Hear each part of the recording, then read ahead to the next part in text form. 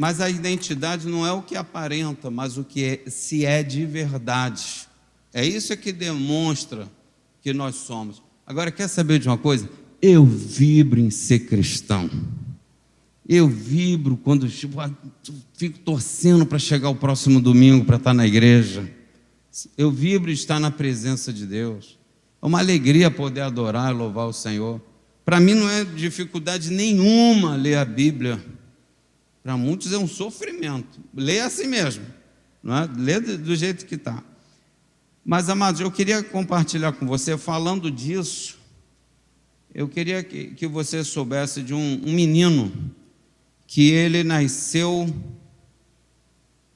sem perspectiva nenhuma de vida. Quando eu falo desse jovem da Bíblia, não vou mais falar de mim, vou falar dele. Ele nasceu escravo. Ele cresceu como escravo. Ele se tornou um bom escravo. Eu acho que a mãe dele, quando o menino falou assim: meu filho, nós somos escravos. Você não vai estudar em boas escolas. Você não vai nunca a um dentista. Melhor cuidar desse dente. Nunca que você vai se formar numa escola. Faculdade, nem pensar. Você é escravo, se prepara. Inclusive vão te bater. Vão arrebentar tuas costas. Você vai ter muitas marcas ainda. É melhor obedecer. E se um garotinho egípcio implicar com você, perde. Porque senão ele vai falar com o pai dele vai te bater. E ainda vai bater em mim, vai bater no seu pai. Eu fico imaginando a expectativa de vida que tinha Josué. Nasceu escravo, viveu como escravo, se tornou um escravo. Mas um dia ele conheceu um homem chamado Moisés, que apareceu lá com 80 anos de idade, e falou assim: Deus quer transformar a nossa vida. Deus quer libertar o seu povo.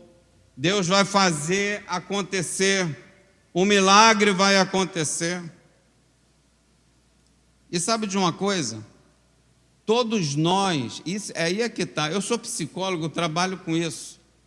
Todos nós nos identificamos com alguma coisa, com alguém ou com alguma situação. Tem pessoas que se identificam com a austeridade. Tem pessoas que se identificam com o legalismo. Você conhece um líder quando dá um poder a ele. Aí aquilo não transforma, aquilo revela a identidade que ele já tem. Está carregando aquilo, mas agora vai ser revelado. Tem pessoas que agem com autoridade e outros com autoritarismo. Você entendeu isso? Agora, uma pessoa autoritária, ela se identifica com um líder autoritário. Porque muitas das vezes vai falar assim: eu estou sendo assediado moralmente, porém eu me identifiquei com aquilo. Porque quando a gente não se identifica com alguma coisa, a gente repele, a gente rejeita, a gente abandona, a gente fala, a gente denuncia. Mas quando a pessoa se cala, ela está se identificando com aquilo. Josué nasceu escravo, mas nunca se identificou com essa vida. Aí aparece alguém falando em liberdade, ele se identifica. Com o que você se identifica? É aquilo que eu me assemelho, eu gosto, eu prefiro água com gás, o outro prefere água sem gás. É o que você se identifica. E aí você passa a se relacionar com aquilo. As pessoas que têm uma baixa estima, muitas das vezes se identificam com a derrota. E é o que ela vai atrair para ela. Mas a pessoa que tem uma mentalidade vencedora, passa a ter uma identidade vencedora. O que ela vai atrair para a vida dela? A vitória. E ela não vai se conformar com a derrota, ainda que algumas vezes na vida ela tome uma pancada ou outra. Quantos aqui já apanharam nessa vida aí? Mas você ficou prostrado? A Bíblia fala: se cair, não ficará prostrado. Fala para o teu vizinho assim: você não ficará prostrado. Deus está te levantando, Deus está te erguendo. Então, quando o pastor fala muitas das vezes aqui a palavra, você pode se identificar ou não. Você pode se bloquear ou se abrir para isso. Está entendendo isso aqui, sim ou não? Eu não sei se dá para passar o vídeo, eu entreguei um vídeo, está pronto? Então passa aí, por favor, dá uma olhadinha, um vídeo curtinho, mas olha que coisa interessante. Colocaram placas em 2 portas, uma com a palavra bonita e a outra com a palavra comum. E as mulheres que passavam por ali precisavam escolher por qual das 2 portas entrar. Muitas delas, ao se depararem com as placas, paravam, olhavam, refletiam. Teve até uma mulher que desistiu de entrar. Meu Deus. O que mais impressiona é que a maioria escolhia passar pela porta onde estava escrito comum. Mais tarde, quando essas mulheres foram entrevistadas, as que escolheram a porta escrita comum mostravam sinais de uma autoestima abalada. Enquanto quem escolheu a porta onde estava escrito bonita saía radiante, sorrindo, de cabeça erguida, abraçando as amigas, os familiares. Sentir-se bonito ou bonita é uma escolha que está em nossas mãos. Não deveríamos esperar uma validação externa para isso. A beleza não depende do olhar dos outros, mas da forma como nós decidimos nos enxergar todos os dias. Interessante, né? Como você se enxerga? Eu gostei muito desse final. Todos os dias. Eu gostei muito disso. Ele não falhou. Falou, todos os dias. Tem pessoas que se identificam ou que têm uma autoestima abalada. A pessoa viu lá, comum, ela entrava por aí, depois foi entrevistada. Por que você passou por aquela porta?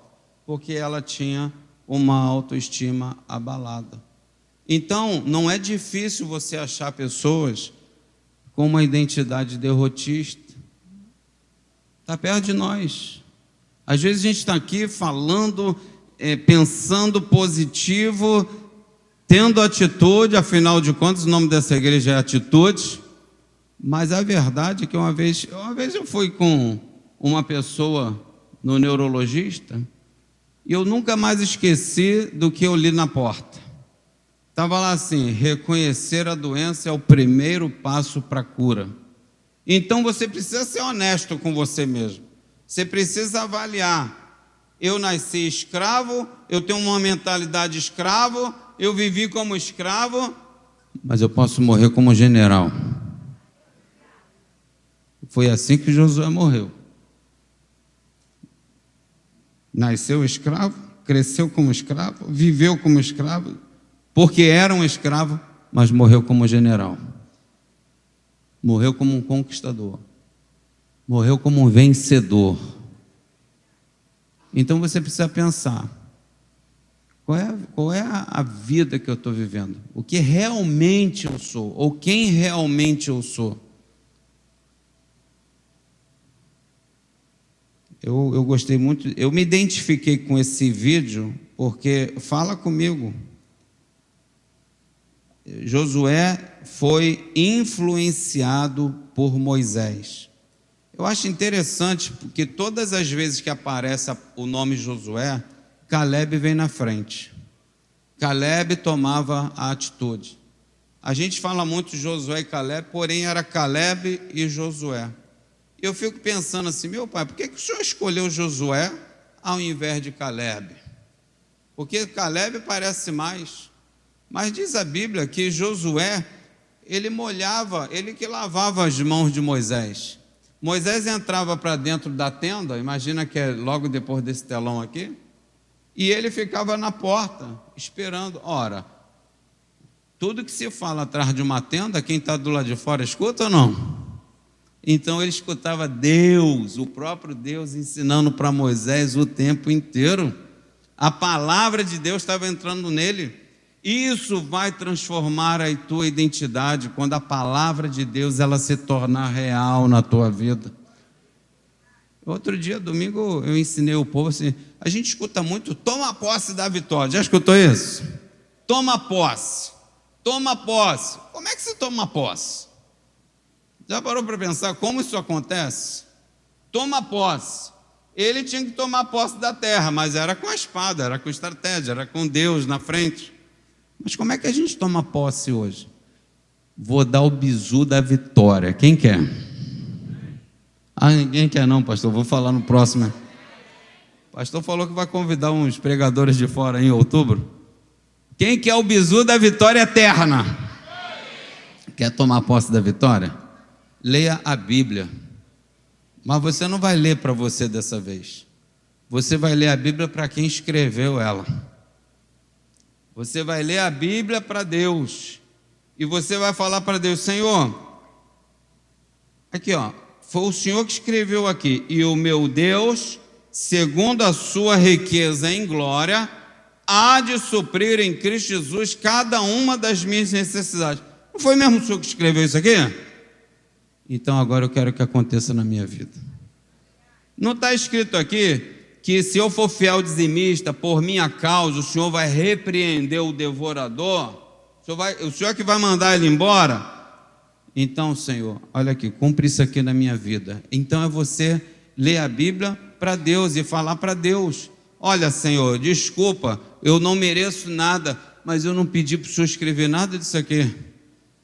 Ninguém obrigou o Senhor a falar, mas o Senhor falou isso aqui a meu respeito. Já leu Romanos 4, que diz que as promessas de Deus, elas não são somente para Abraão, mas para os filhos da fé que teve Abraão. Já leu isso lá, a partir do versículo 16 até o 25? Não somente por causa dele foi isso escrito, mas também por nossa causa, nós que cremos no Senhor Jesus Cristo. Quem crê em Jesus Cristo aqui? Então essa é a mesma herança de Deus para Abraão é para você. Porque quando Deus falou para Abraão: conta as estrelas, Abraão, sabe quem Abraão estava vendo? Você e eu. Aquelas estrelas éramos nós, aquela areia incontável éramos nós, os filhos da fé. E está lá em Gálatas: os da fé é que são filhos de Abraão. Então eu creio que Deus, de uma forma muito clara, está trazendo fé ao seu coração, porque a fé, ela vem pelo ouvir a palavra de Deus.